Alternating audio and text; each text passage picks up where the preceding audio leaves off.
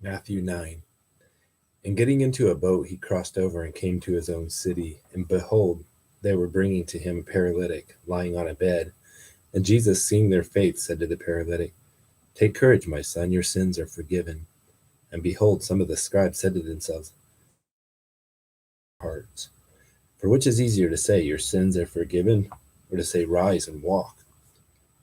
But in order that you may know that the Son of Man has authority on earth to forgive sins. And then he said to the paralytic, "Rise, take up your bed, and go home." And he rose and he went home. But when the multitude saw this, they were filled with awe and glorified God who had given such authority to men. And as Jesus passed on from there, he saw a man called Matthew sitting in the tax office. And he said to him, "Follow me." And he rose and he followed him. And it happened that he was reclining at the table in the house. Behold, many tax gatherers and sinners came and were dining with Jesus and his disciples. And when the Pharisees saw this, they said to his disciples, "Why is your teacher eating with the tax collectors and the sinners?" But when he heard this, he said, "It is not those who are healthy who need a physician, but those who are sick. But go and learn what this means. I desire compassion and not sacrifice, for I did not come to call the righteous, but sinners." Then the disciples of John came to him, saying, "Why do we and the Pharisees fast, but your disciples do not fast?"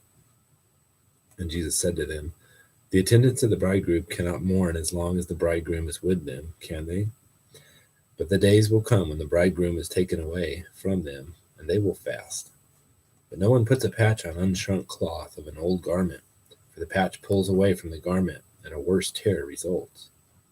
Nor do men put wine into old wineskins, otherwise the wineskins burst, and the wine pours out, and the wineskins are ruined.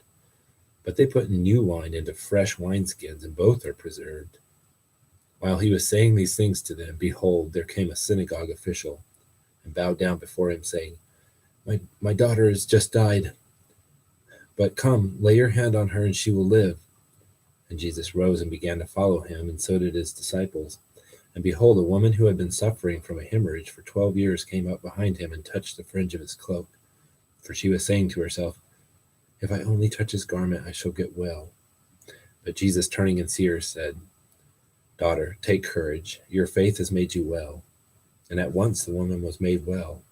And when Jesus came into the official's house and saw the flute players and the crowd and the noisy disorder, he began to say, "Depart, for the girl has not died, but is asleep." And they began laughing at him. But when the crowd had been pulled out, he entered and took her by the hand, and the girl arose. And this news went out into all the land. And as Jesus passed on from there, 2 blind men followed him, crying out and saying, "Have mercy on us, Son of David." And after he had come into the house, the blind men came up to him. And Jesus said to them, "Do you believe that I am able to do this?" They said to him, "Yes, Lord." And then he touched their eyes, saying, "Be it done to you according to your faith." And their eyes were opened. And Jesus sternly warned them, saying, "See here, let no one know about this."